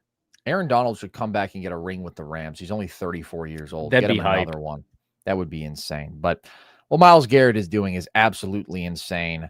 And what 9 is doing is insane, Logan. JJ McCarthy went out there today. He did not get a win. He did not come close, but he did play in the football game. What did you take away from Packers Vikings? They are who we thought they were. And by they, I mean JJ McCarthy, guys. I have nothing new to say about JJ McCarthy. I think he fucking sucks. I didn't like him as a prospect. And normally, I guess I'm just using this to reinforce my pre-draft beliefs. Like, there are some guys that I will give grace with. I really did not like JJ as a first-round quarterback prospect. And now that I've watched him play football now for almost half a season, I know he can't play quarterback right now. Maybe JJ could have one of these miraculous turnarounds in 8 to 10 years. That's what I would be optimistic about. Not right now. JJ sucks. I think he is the worst starting quarterback in the NFL. Yep, he is. I don't think that it's really close. There's nothing new to be said about JJ other than just an update on where he ranks in some of these stats. JJ McCarthy, out of 39 qualified quarterbacks this season, ranks dead last in passer rating, dead last in completion percentage, 38th in yards per attempt. He's averaging 150 more yards per game. He's averaging 154 yards per game. And he's got a Jake Browning interception percentage. Those guys are sitting at like 6.4, 6.3% interception percentages. The next worst is Tua at 4.2. So they are lapping the field in terms of just throwing the ball to the other team a hell of a lot, while JJ is giving you no production, crazy low completion percentage. And if we go beyond the scope of just quarterbacks this season, it gets even crazier, like just how truly horrible these numbers are. Saw this one today. JJ McCarthy in EPA per dropback, out of 852 qualified passers since 2000, ranks 851st. He is only above Jamarcus Russell. He has the second worst passer rating by any rookie quarterback for comparing him to his peers. Well, he's actually not a rookie, but, he's a de facto rookie. since 2000, the only worse quarterback by passer rating, Logan, Andrew Walter. The player one spot above him, one spot better than JJ, the great Jimmy Clausen. So these are the players he is alongside statistically, literally the worst of the worst all time. It is a disaster that the Vikings put all their eggs in the basket with him for this season, considering the roster they had, the coaching they have, that they won 14 games last year. He is making it impossible for them to win football games. And I really don't want to hear about the offensive line. The protection hasn't been good, but he's got great weapons. He's got great play callers, and he is absolutely disastrous when it comes to dealing with pressure. His pocket presence is awful. He takes horrible sacks. He's horribly inaccurate with the football. He is the least composed quarterback in the NFL. Like, he's just all over the place, wildly inaccurate. So bad, and not at all ready to be starting in the NFL. And again, I don't see the trait that leads me to believe that he ever will be ready, that he'll ever be an NFL starter, but to not have an alternative, and obviously they had Wentz and then he got hurt for the year, but man, it's just brutal that they are stuck with this for the rest of the year because he is holding them back so significantly. I will say there's not a ton to say about the Packers, in my opinion, from this game. They just kind of took care of business, but Micah Parsons is incredible. And I do think he's the second best defensive player on the planet. He had a dominant showing. Green Bay's got to wake up in the red zone, man. That's where they're leaving me short, I feel like, every single week. Like, Green Bay, I want to believe in you. I love that Micah Parsons is on this football team now. Like, he's still one of the best defensive players on the planet. That's still where they're just leaving me where I got a lack of faith in this team, man. And that's where Minnesota, like, got the stops to keep their offense in this game. They were just so comically unable to move the football. I feel so bad for Minnesota fans, for people in that organization. Like, when you've got a quarterback as bad as J.J. McCarthy, like, he is just toxic and cancerous for morale. Like, 87 yards on 19 attempts, took 5 sacks, no touchdowns, obviously 2 picks. Like, I get it. I remember how I felt as a fan when Duck Hodges and Mitch Trubisky and Mason Rudolph and like, but this is to another extent, man. This is the worst quarter. J.J. McCarthy, guys, I've been watching football for 20 years now. J.J. McCarthy is one of the worst quarterbacks I have ever seen play the position. Is he Kim McQuilkin? I need to go grind some tape on you Kim need McQuilkin. To grind some. He's actually, there's no one's ever going to be as bad as Kim McQuilkin was. Kim McQuilkin's comically bad. Yeah, what's he looking at? Like 2 touchdowns to 17 picks or whatever he did that season. What was Kim McQuilkin's alter ego? Let's see what number he wore. Who was he? Who threw all those picks? Because me and my boy Mark were talking about this earlier. 69. JJ didn't throw any of those picks. It was 9 that threw all of those picks. And also, when JJ went home, it was 9 that beat his wife, not JJ. Okay. Whoa. It was 9. Hey, let's keep it on the field. Oh, Logan. It was. Look, Kim McQuilkin didn't throw any of those picks. It was 11. Okay, 11 through all those picks. From Stranger Things, I've never seen it. Yes, Millie Bobby Brown. Issues though, right? Great to save the world, not great at getting the ball downfield, man. Look, dude, you can't have an alter ego if you suck.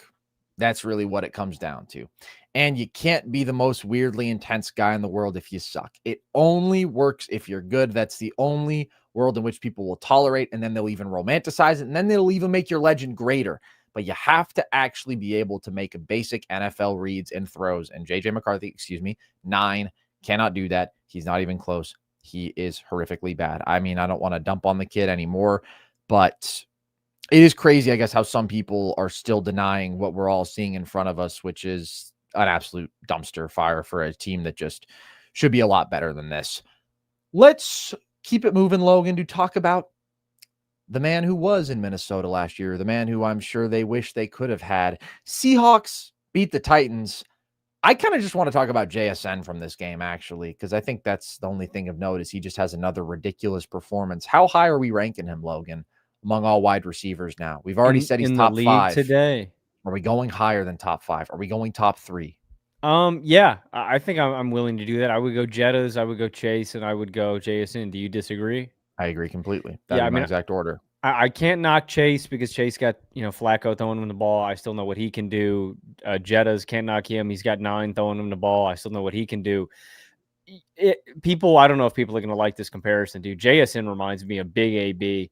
And like you were talking about his big playability afterwards, that's where he is so slippery. He's slippery in like every sense of the word, like in his route running and after he gets the ball. Like he just has these instincts that like you can't teach, man. He knows where to go with the ball, where to find space on the field, angles to take, how to accelerate around guys. Like he's just special. His footwork is insane. His hands, JSN is the total package. I just think he is such a complete receiver. He's so good at getting open. He has such fantastic hands, and I think he's great after the catch, man. I think he's really hard to bring down. He broke the Seattle single-season receiving record in this game. He did it in just 11 games, breaking DK Metcalf, his record in 2020. And right now, he is number 4 in the entire history of the NFL in a single season in receiving yards per game,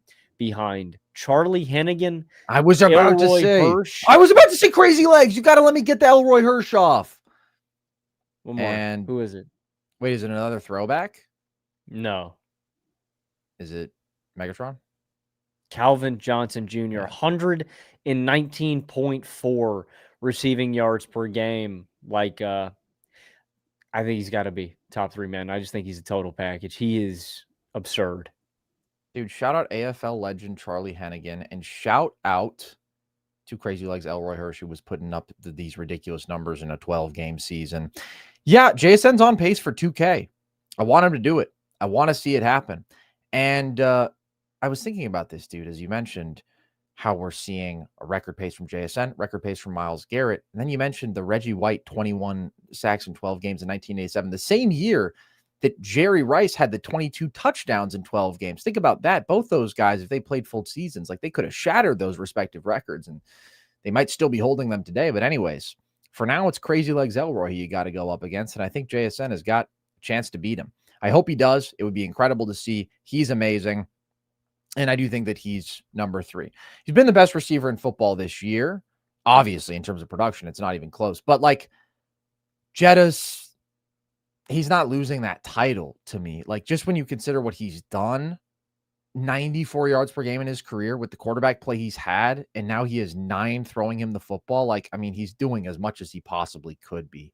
So I still think he's just the best talent. These things fluctuate year to year. Like, it's not just whoever puts up the best numbers. Brandon Lloyd wasn't the best receiver in 2010 just because he led the league that season. JSN is amazing. I'm not making a Brandon Lloyd comp. I'm just saying I do give deference to Jettas because of what he has done overall. You know what the Jags have done overall, Logan? Win football games. They're 7-4. They escaped an OT today over the Arizona Cardinals. What did you take away from this one? I don't know what to do with Trevor Lawrence, man. I think Trevor Lawrence might just suck, bruh. That's the one thing I'm trying to wrap my head around. Like, he has some really bad moments in this game. That sack fumbled, recovered by Arizona for a touchdown very early on in this game. Fails to pick up this blitz on Budda Baker, just makes a Jacksonville drive fizzle out. Bad interception in the end zone. Another bad interception to Budda Baker. He's got one really great throw in this game. I thought that TD under pressure to Jacoby Myers in the red zone was really, really impressive. But the rest of this game was just a letdown, man. Like, I just don't know when. Like, and I'm not putting him in 9 conversations. I would never do that to Trevor Lawrence. But it's like, the point I'm going to make here is we are so quick and so swift to like pass judgment on JJ McCarthy. And it's like, I don't know, dude. People have given up on Justin Fields. People have given up on other quarterbacks. And I want to be clear. I'm not saying Trevor Lawrence is as bad as these guys, but like, when do we say this is one of the most disastrous and worst contracts in football and he's not worth this money and he's just not the guy for Jacksonville? I don't know, man. I've been optimistic year after year that with a new offensive coordinator in Jacksonville that this was finally going to be the fit in the time that Trevor Lawrence figures it out. And ironically, I do think this is the best fit. I think this is the best head coach and coordinator that Trevor Lawrence has ever had, and yet he is still making boneheaded mistakes that you would expect out of a rookie quarterback. Like, yeah, I just have become increasingly frustrated with the lack of progression from Trevor totally. Lawrence, and I don't know what to do with it anymore. Like, I just wonder, and I get, Hunter's out the rest of the year, right? Like, they're missing some guys and stuff like that, but like, when do we hold his feet to the fire, and when do we, I don't know, just start having some of these bigger picture conversations about him instead of giving him a free pass? Is there a conversation to have, or is he just not good and we all know it? That's where I'm at. Like, I was expecting a T-Law resurgence this year. Not to say that he was going to become a top 10 guy or whatever. I just thought his numbers were going to look significantly better because I was all in on the Liam Cohen train. I'm all in on the Jags train. And like, Liam Cohen's been great. The Jags are 7-4. So those bets are paying off. But the Trevor Lawrence resurgence is not. And we're in this time where, like, we often talk about the Bill Walsh rule of judging quarterbacks, right? You give them 24 games and then and you have a sense. I wonder if that methodology has to change now. And like, this is coming on the heels of lambasting JJ McCarthy. I do think there are certain guys who are so bad that you can tell, but we also are seeing more quarterback resurgences, it feels like, than ever. If it's going back to my beloved Geno a few years ago, obviously what we've seen with Sam Darnold, what we've seen with Baker Mayfield, what we've seen even with Mac Jones. Sometimes it's just guys getting dropped into better situations, but also I do think it's trickier to make that adjustment from the college to the NFL game. The college game has changed so much in terms of embracing spread offense, RPOs, tempo, these things that the NFL is moving towards, but still doesn't use nearly as much as the college game does. And so I think that's why we are in part seeing some of these guys struggle and then figure it out and then bounce back. And I thought that T-Law was going to be a great example, not necessarily of the resurgence story in that sense. I mean, he came from more of a pro style offense, but like, just in terms of he had so much shit around him. Like, he was in football hell for the early years of his career. He had the worst receiver play, most drops every year, disastrous coaching. Urban Meyer, Doug Peterson, both those guys sucked. And then I thought it was all going to come together more so this year. And the reality is just like, he's 26 years old now. He's in his 5th year as a full-time starter. He and Mac, I mean, they're the same draft class. And Mac already had to go through the arc of being Trevor Lawrence's backup, getting traded for a 7th-round pick, being fully given up on, working in silence, then coming back. And yeah, he got to be with Shanahan.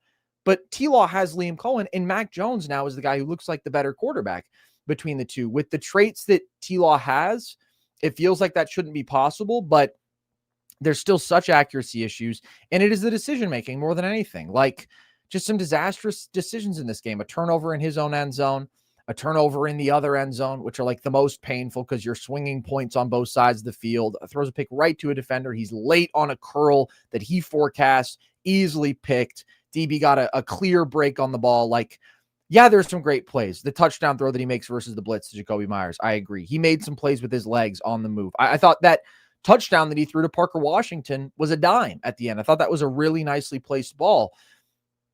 But he wasn't good in this game, and he's not good. Most weeks, he's not good. The thing is, he's good enough, usually, for them to win a game because the Jags are a good football team overall. But the Jags are also an unreliable football team, and a lot of that starts at the quarterback position because you don't know what you're getting from Trevor Lawrence on a play-to-play and game-to-game basis.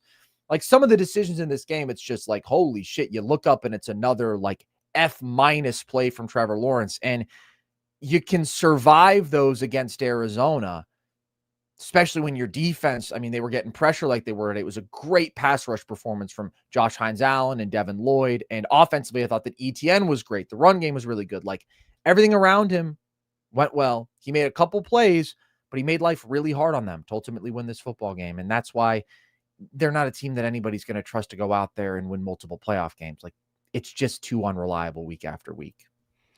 Agreed. Well said. It's disappointing. I am as disappointed in T-Law as like any prospect that I can think of because he was so highly regarded. No, yeah, he and was it's not like considered can't miss. Yeah, no doubt. That's the company that I put him in. Andrew Luck's of the world, the Matthew Staffords, The most infuriating thing is the fact that, and I'm not saying that I wish he had gotten injured, the fact that it really hasn't been due to like him not playing or not being available or, and again, there's a certain amount of slack that I could give T-Law because of his situation, but it's like, dude, I saw Justin Herbert, under Brandon Staley, and Justin Herbert was able to overcome, everything that Brandon Staley ever did. And what I'm saying is that if Trevor Lawrence really was one of those guys, he would have shown it by now, and he just hasn't. No, but we're past, like, is he one of those guys, right? We're past, can he overcome? Is he now a starting quarterback in the NFL? Right. When you put him in the good situation, is he good enough? And the answer there is inconclusive, I guess, but this is clearly not a quarterback who is going to justify his contract, like you're saying. And he is ultimately a quarterback who you feel like holds this team back more than he moves them forward. I still think even though Liam Cohen is great and I like the run game a lot, like the receiver play has still been an issue with all the drops and now Travis Hunter's injury. And I like the Jacoby Myers move for them, but Brian Thomas Jr. having his disaster season, like he hasn't been getting helped in that sense, but he has been getting more help in other senses. And still just has not been good overall. So Jags got to win. They're in playoff position. I don't think anybody can trust them, even as their head coach. I can't trust them, but I do think they are good. They are more on the side of being good than they are on the side of being bad. There's a reason they're 7-4. They create explosive plays defensively. They run the ball really well. They can get after the passer. They have enough playmakers. They're well coached. Like, that's why they're here. But this was kind of a crazy, hectic game. And like, that's not uncharacteristic of the Jags experience this year necessarily. The Steelers experience this week, Logan, was a close loss to the Chicago Bears, whose experience has been just win after win after win. What did you make of this game from your Steelers? Same old, same old. The issue continues to be the Steelers' defense, in my opinion. And I thought the Steelers' goose was cooked when Mason Rudolph was announced that he was going to have to play. I knew Rodgers wasn't going to play, man. Like, I had a bad feeling. It was not pretty last week, like how he was favoring his arm and how he was dealing with it. Like, I just kind of had a feeling that Mason was going to play. I just got a lot to say. Like, I liked some of what we got out of the offense, and by and large, I've been really impressed with Arthur Smith and just how much better and more stable he has been than Matt Canada. Like, in my all-time offensive coordinator shit list, Arthur Smith is one of the best offensive coordinators the Steelers have ever had during my football watching experience. The best that we've ever had was Bruce Arians. I loved Bruce. He is a genius. Next best was Ken Wisenhunt. Got the Cardinals to a Super Bowl when he left us. He was a great play caller. I think Arthur Smith is next, because then after Arthur, I get to like Todd Haley. And then after Todd Haley, you get to like Randy Finkner and guys where basically Big Ben was making all of our play calls. So, and I liked it. I just want to shout out some of the play calls in this game. They ran a weak I formation where the fullback was our extra tackle, Spencer Anderson, which I think is just genius, getting an extra big guy out there. We ran a fake tush-push counter where Kenneth Gainwell broke out a run to the 1-yard line that we scored off of. And some of the little passes with DK, like just more screen passes in general and stuff like that, I think we need to do more of in general. But it was the defense and it was self-inflicted wounds in this game. I thought covering guys late, we just fell apart. And we just have a ton of penalties that take away some big plays in this one. Ben Skoranek sets up the Bears for a short field to get DJ Moore a TD. And they have big plays, man. That's what's frustrating is it's like I can't say that they didn't do anything in this game. Like, TJ literally gifts us a touchdown. We get a free touchdown from TJ Watt in this game where he strip sacks Caleb, he body slams him, and Nick Herbig recovers for a touchdown. Carson, that's the 25th strip sack of TJ's career. He just passed JJ Watt in career sacks. Yeah. And, I always go a little harder for TJ just because I feel like you and other people don't give TJ the respect that I think he deserves. Is a player, but I consider him to be in the tier like one of defensive players in NFL history. I just found this stat to be really interesting because it backs up the eye test that I've watched TJ for so long. He's number one in forced fumbles per game in NFL history. He's up there with Robert Mathis, who is in his area, Simeon Rice. Those are the only two really close defensive line edge rusher guys. And then this stat really interested me. The most sacks per game and fumbles per game in NFL history. Carson, there are only two players in NFL history above 1.1 per game. Number one is TJ Watt at 1.14. Number two is Myles Garrett at 1.12. Wow. Where I just think that really kind of puts in perspective, like destructive, big game-breaking plays.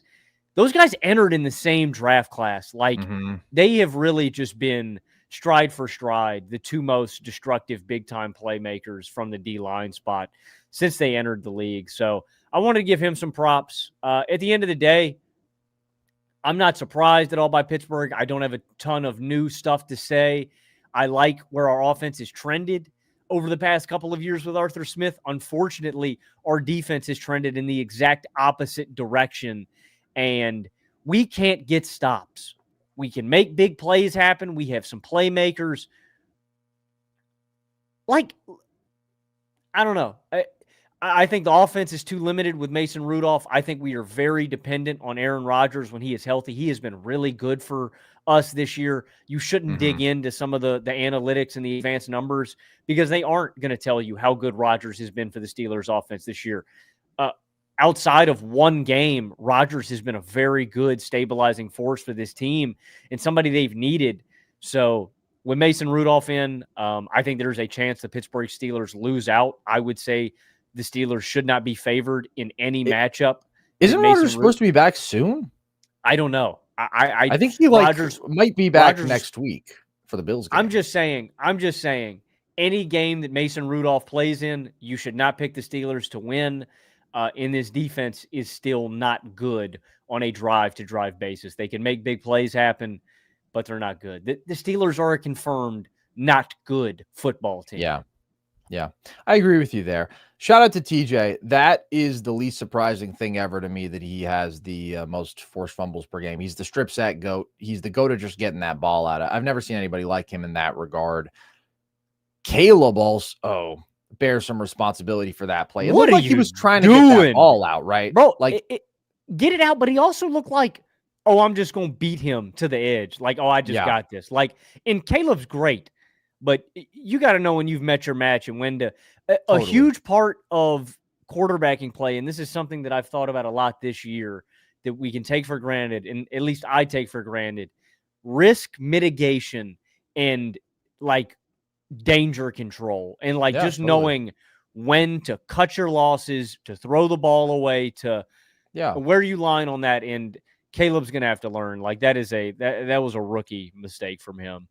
When you are actively getting ragdolled and swung around, brother, you're not going to be able to have the control of the ball in a forward throwing motion. Like it's not possible. It's going to be a fumble. And like a safety is a 0.1 percentile outcome for an offense. It's a terrible, terrible outcome. The other team gets 2 points and they get the ball. The only worse is a defensive touchdown. And that's what's going to happen if you do that. So that was really bad from him. And, you know, Caleb, I think still has to get the accuracy up, but I do think he's been playing quite well overall. I think you have to be encouraged by this sophomore season from him. I think he's been more consistent across the board. So his ability to captain what has been a good offense as they've given him more help, much more in the way of a run game. I think Ben Johnson, we got to start bringing up in these coach of the year conversations, like not just having the Bears in a spot where they're 8-3, but for them to turn around their season like they have after a slow start, 1-3, rally the troops, figure things out offensively with the run game. The defense is still not good, but it hasn't kept them from winning games as of late. And yeah, they've got a lot of these clutch, you know, almost 50-50 kind of wins on their resume. They've got a big, tough stretch of the schedule coming up that's going to test them a lot. I don't think the Bears are as good as your average 8-3 team. I'll say that plainly. But I think Ben Johnson gets a lot of credit for everything that they have done this year. And also in this game, I have to shout out Montez Sweat.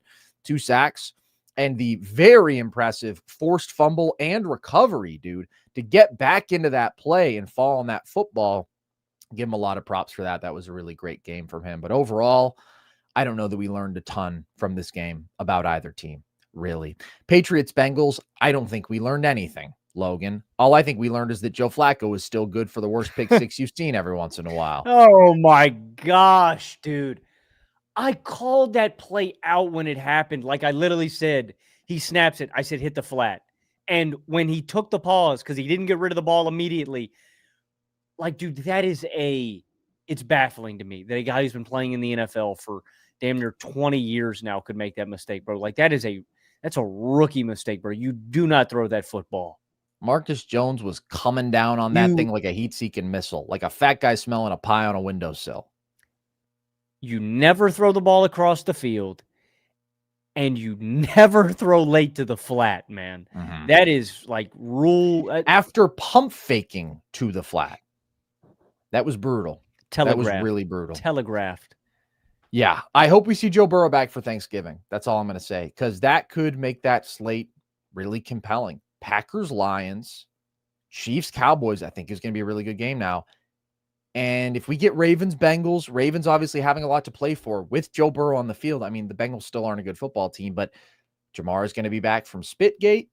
That'd be fun. I hope that we at least get to see that. Joey Flacco, he can put up his numbers, but this was not a good one from him. One thing I'll add real quick. I really hope T. Higgins is okay, man. He left this game with a really ugly concussion. I don't know if they realized that's what it was.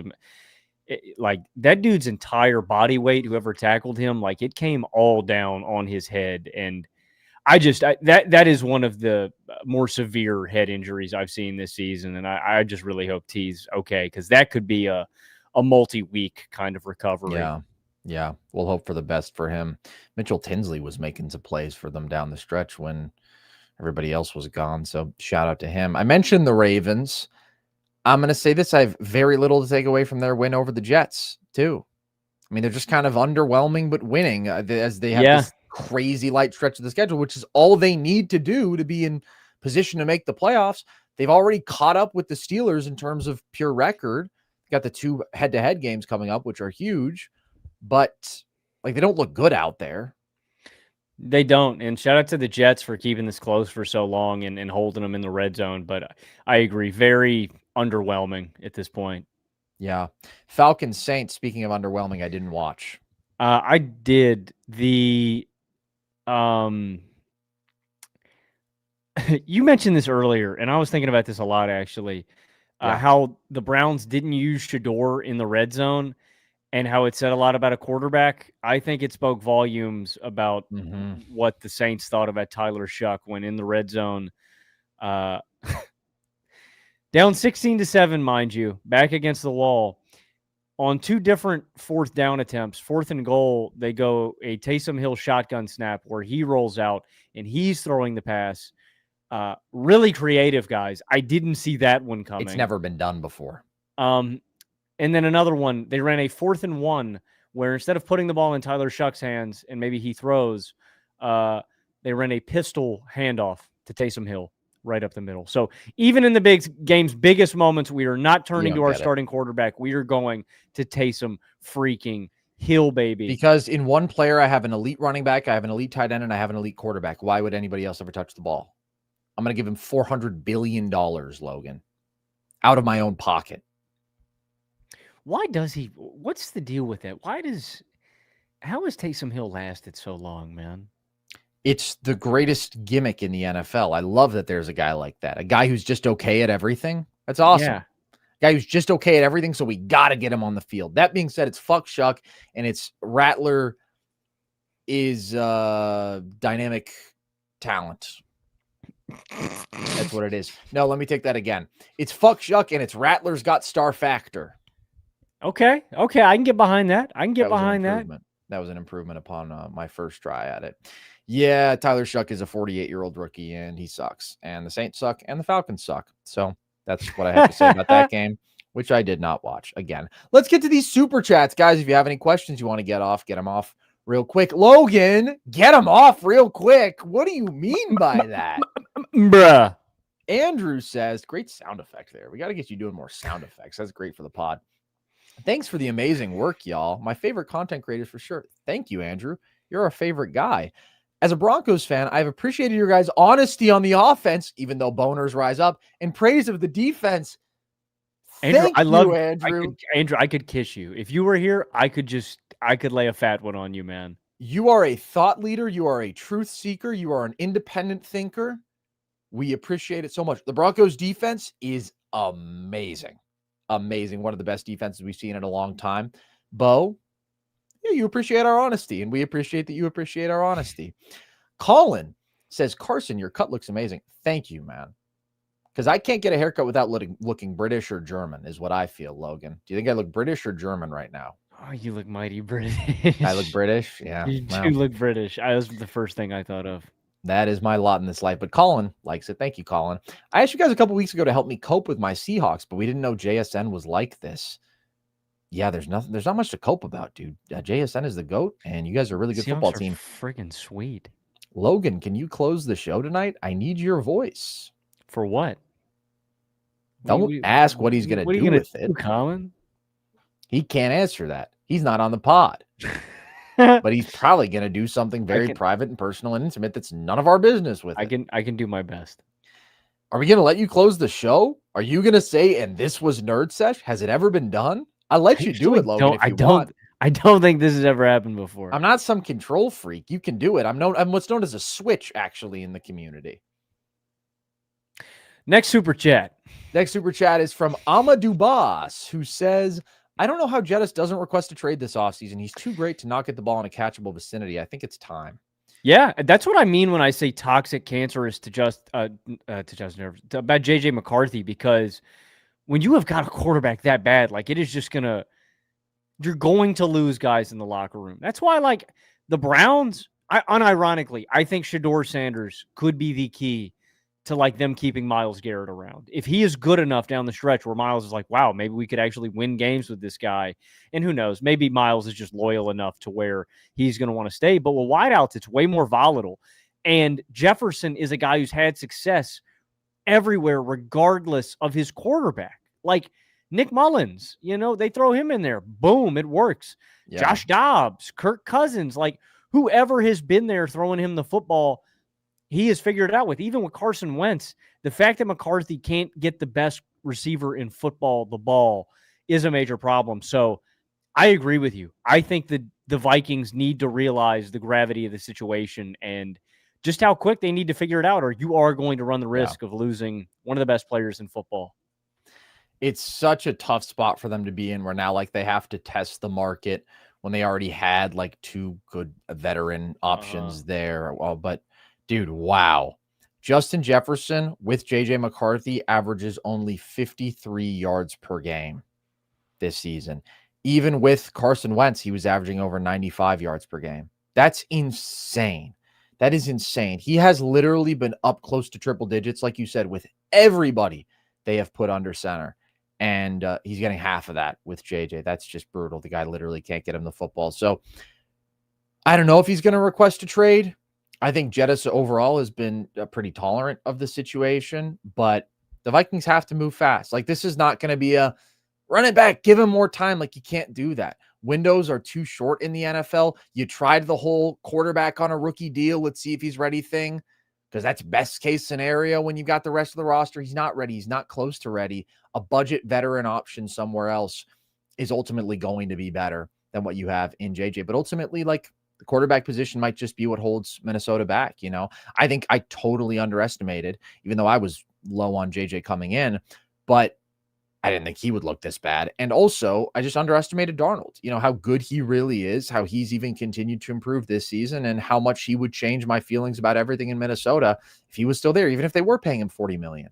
Because Tua's getting $50 million, Trevor Lawrence is getting $50 million. Sam Darnold is certainly not overpaid among NFL quarterbacks right now, not at all. So it's a shame that they let him go. Logan, do you want to take us home, buddy? Well, maybe I'll do the normal rest of the stuff just so we're not changing things too fast for you. We don't want to totally disrupt your life, but we will be back soon, you guys.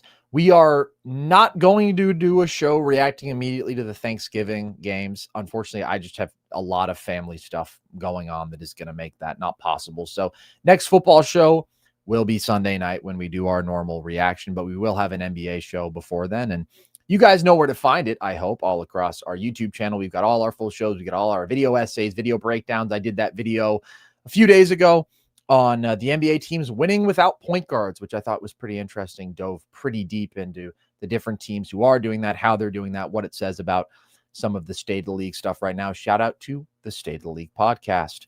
And that's all there. All of our full episodes are available across all audio platforms. And with that, as always, we appreciate you guys. I have been Logan Camden. I've been Carson Breber. And this was Nerd Sesh.